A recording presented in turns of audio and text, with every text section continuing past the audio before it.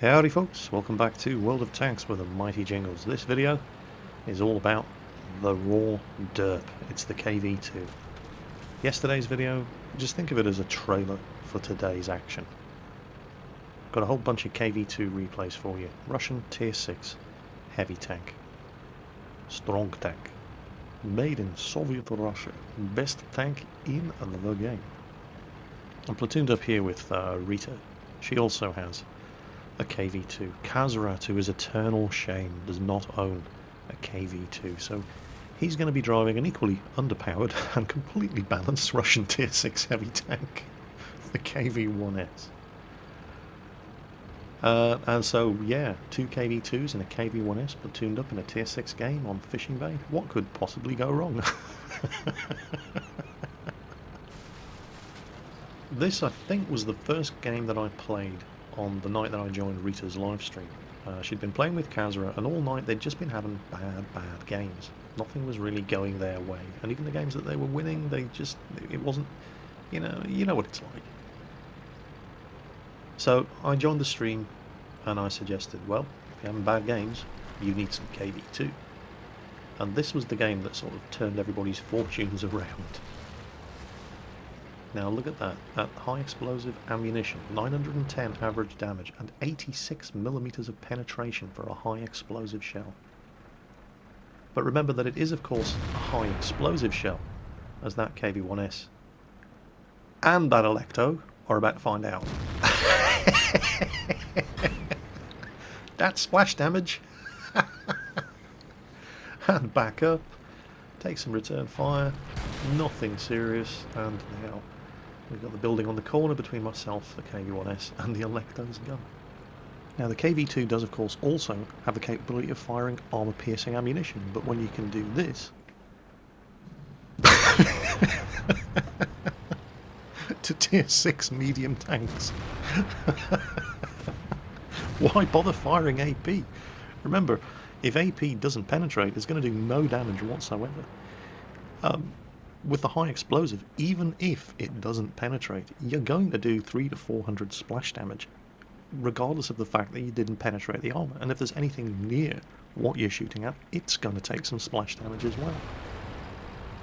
It's also worth bearing in mind that the AP ammo on this gun does 700 average damage, which is 20 less than the maximum health of a Tier 6 medium like the T-34-85. You're not guaranteed to one-shot kill it the way you will with the high explosive. It's also worth pointing out that if you do come across a KV-2 in the wild, trust your instincts. That's right, get out of the way of the gun. But once you're out of the way of the gun, stay out of the way of the gun, alright?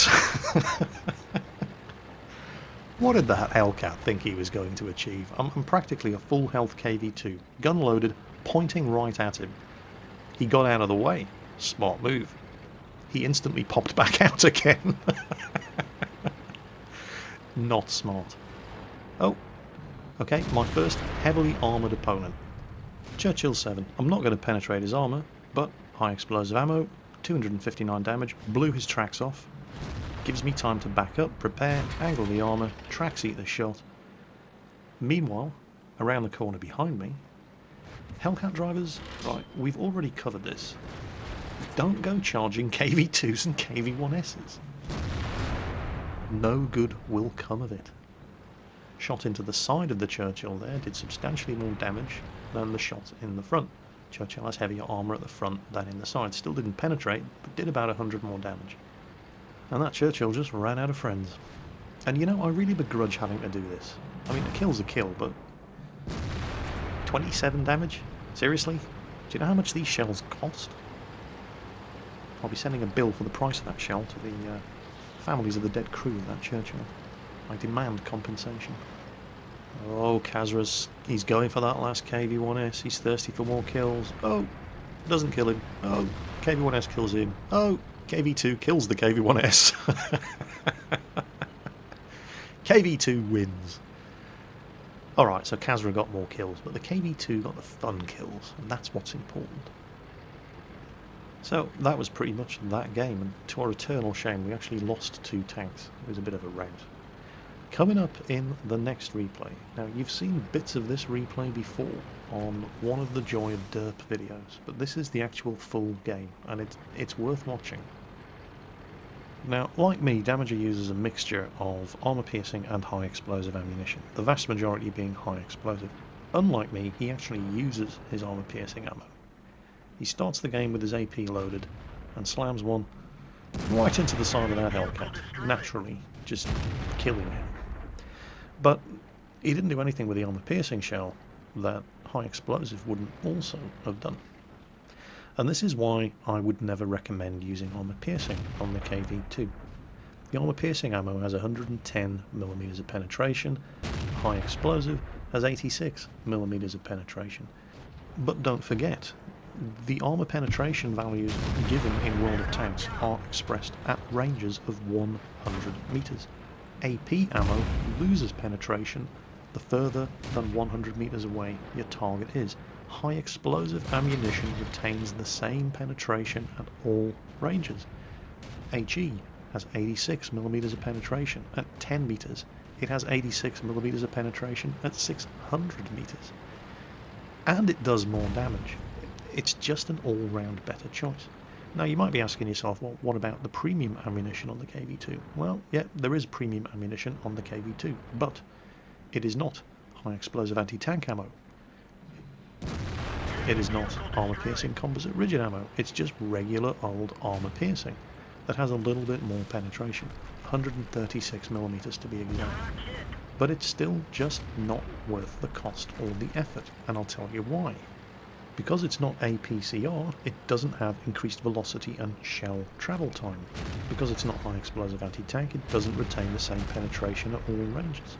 And you might be thinking, well, isn't it a good idea to get some of this premium armor-piercing ammunition for when you're driving in a tier 8 game, for example? Well, no, not really. Think about it, 136mm of penetration? That's still not enough to deal with tier 8 heavy tanks. And if armor-piercing doesn't penetrate, it does 0 damage. The high explosive doesn't have to penetrate to do damage. I have wrecked IS-3s by firing high explosive ammunition at them from this tank. Also don't forget, it is HE. If there's anybody next to the tank that you're shooting at, you're going to splash them too. And the high explosive damage is also going to inflict module and crew kills. It's just an all-round better choice. It doesn't have to penetrate to do damage. So there are very, very few situations where you can justify loading armor-piercing or premium armor-piercing ammo over the high explosive in this tank, particularly given the length of time it takes to reload this gun if you suddenly decide, actually, I want to use a different ammo type.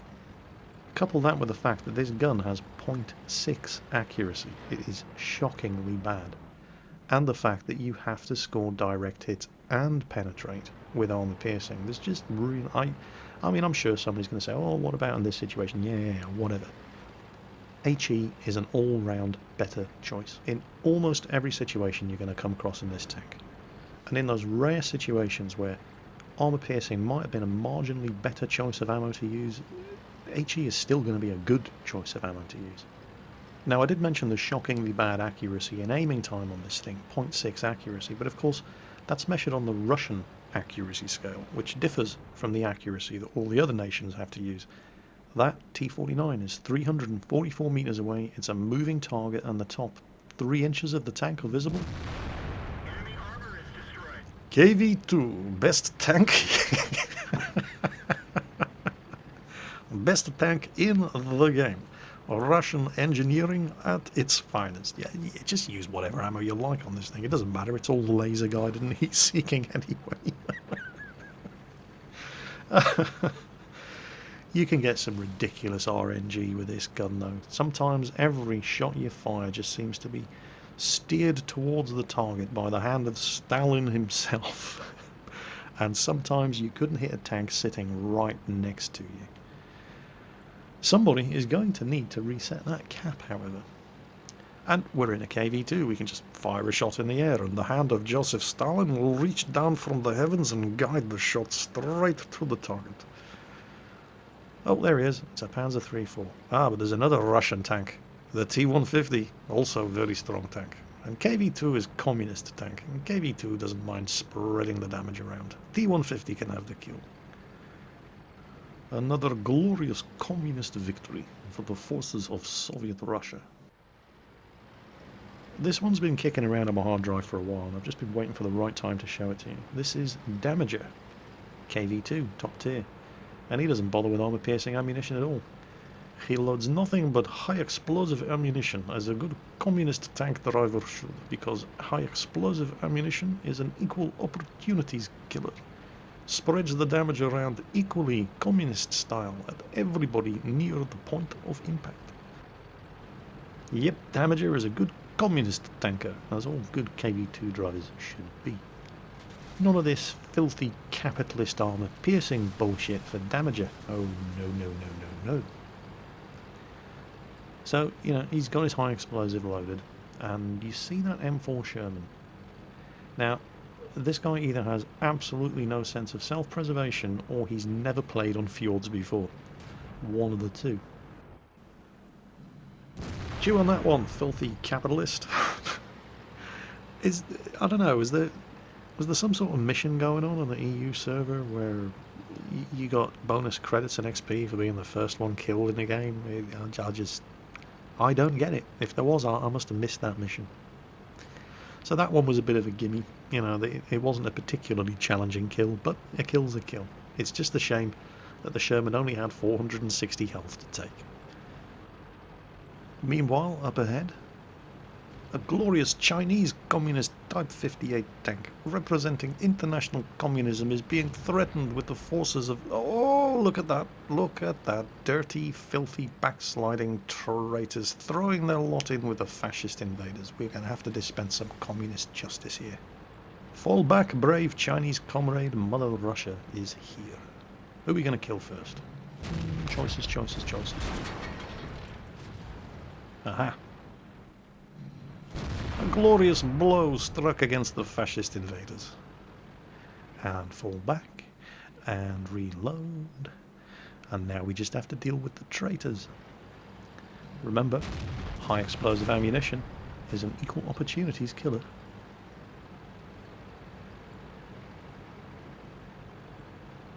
Chew on that one, Ivan. And your little friend too. That right there. You're never going to get a bombardier medal by firing armor-piercing ammunition. One shot, 2 kills, spreading the damage around amongst all the proletariat in the finest traditions of international communism. 3 kills, 2 shots fired. Who said communism wasn't efficient? Actually, it occurs to me that while I really shouldn't have to point this out, for the benefit of all the stupids watching, I'm joking, alright? No real fascists were harmed during the making of this video. Now coming up, you're going to see one of those rare occasions where it's possible that using armor-piercing ammo would have been a better choice. Possible, not 100% certain. I'll explain why when it happens. 2 targets up front, a Hellcat and a KV-1S. Obviously you want to shoot the Hellcat because it's going to penetrate and do full damage. However, dodgy aiming time, not a great shot, and the Hellcat's dead anyway. So now, KV-1S. A side shot at a KV-1S with armor piercing could have penetrated, done full damage, and killed him. However, if the armor piercing hits the tracks, it's going to just blow the tracks off and do no damage. That high explosive shot may very well have hit the tracks of the KV-1S, but the splash damage still did enough damage to cripple the tank. So even in situations where armor piercing may theoretically be the better choice of ammo to use, it takes you 20 seconds to change your ammo loadout, and high explosive still gets the job done. So all they've got left now, well, there's an M3 Lee who's no threat, maybe AFK, he hasn't been spotted the entire game. KV-1S up north, who's got 2 tank destroyers, 3 tank destroyers and a light tank, he's dead. And up in front of Damager, an SU-100, who I think has the 85mm gun, and an ELC AMX. Now Damager may be getting slightly too zealous in his eagerness to spread international communism around the globe, because he's well ahead of all the rest of his backup. and he can only fire a shot every 20 seconds or so. Oh, and we seem to have just found the ELC. ELC hit him right in the fuel tank, was lucky to not set him on fire. And of course, if the ELC knows where he is, the SU-100 also knows where he is, and he's around here somewhere as well.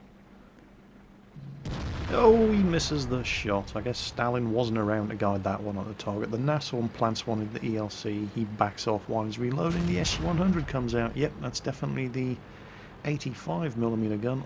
And he's got to try to get under the ELC's gun and hope the Nashorn can keep him safe while he makes certain of this shot on the SU-100 and... oh well. It was a glorious run anyway, comrade. Final replay in this roundup. This is Tomilist. He's in his KV-2 in... it's a game mode I don't see much of. It's an assault game on Komarin. He's on the defending team. And despite the legendary accuracy of the KV-2 152mm gun, remember, 0.6 accuracy on the Russian scale, the bigger number is the better. That's not really true, by the way. I've got to be really careful what I say in these videos, because people are going to say, oh yeah, Jingles said that the higher the accuracy number, the more accurate the gun. Yes, anyway, I'm joking, and I really shouldn't have to point this out, but yeah, better safe than sorry. So, yes, despite the legendary Russian accuracy of the KV-2's 152mm M10 gun, he is not going to be playing as a sniper. So this is why you see so many KV-1Ss camping at the back of the map, because on paper you think, oh, the Russian have terrible accuracy. No, it's Russian accuracy. The higher the number, the better.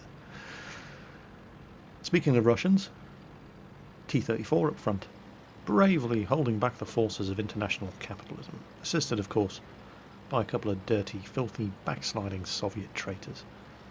Yeah, they'll be the first with their backs up against the wall when this game's over.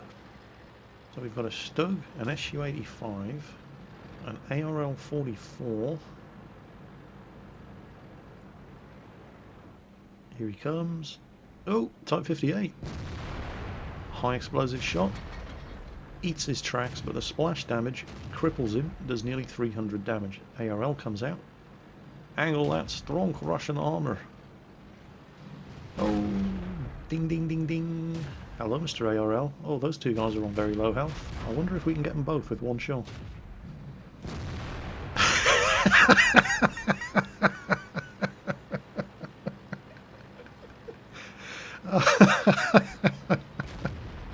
Yeah, turns out we can. KV-2 is all about sharing the damage equally in true socialist fashion. Well, that one put the cat amongst the pigeons. And amazingly, this KV-1S just doesn't seem to be able to take the hint. Now, he's angled, and it didn't penetrate, but high explosive, blew his tracks off, 330 damage, probably killed his driver into the bargain. Is he going to be dumb enough to come around the corner again, knowing that there's a KV-2 and a T-34, and all of those tanks behind them giving them support fire? Yep, he is. Some people are just never going to learn. Look at those bouncers. Go T-34, kill the filthy traitor. KV-2 is not proud. KV-2 does not need all of the kills. KV-2 is busy reloading anyway. So there's a Type T-34, a 361H and a Mark 7 Churchill still around here somewhere. And as long as the KV-2 does not get greedy and make sure each and every one of these engagements is a one-on-one fight, we can still kick their asses. There goes the 361H. So it's the Type T-34 and the Churchill Mark 7. The Churchill Mark 7 is no threat to us at the moment. Let's see if we can find the little Chinese tank. There he is. Let's show you what we think of your inferior brand of Chinese communism. Yeah, stick that one in your little red book, Wang Lo Ping. Now it's just the Churchill. And yeah, he's taking a beating from the front. Oh, he's seen us. Turret's coming around. Turret's coming around. Angle that armor, son. Angle that armor. Yeah, got through anyway. But that's all he's going to get, because we're going to reload. Now for you, Tommy, the war is over. That's how we treat British colonial imperialists around here, Sonny Jim. And that particular game and this particular video is now coming to a close. If I haven't yet convinced you that the KV-2 is a whole barrel full of 152mm Soviet fun, then I'm wasting my time, and you've wasted your time watching this video. This is the only tank that I fear, not respect, not am wary of, the only tank that terrifies me when I'm driving my TOG-2. The KV-2 really does feast on the tears of TOG-2 drivers, and it's the only tank in the game that the TOG-2 comes up against that I will be prepared to say that about. The fun factor of this tank is right up there with my TOG-2, and coming from me, that's high praise indeed. Unlike the TOG-2, the KV-2 can go up against tier 8s, but it doesn't matter. High explosive ammunition from that 152mm gun is an equal opportunity killjoy. It brings the hurt and pain to whoever is on the receiving end of it, regardless of what tier they are or how much armour they have. I guarantee you get yourself one of these tanks, you will have a lot of fun with it. Just don't waste your time buying premium ammunition. As always folks, take care on that battlefield, and I'll catch you next time.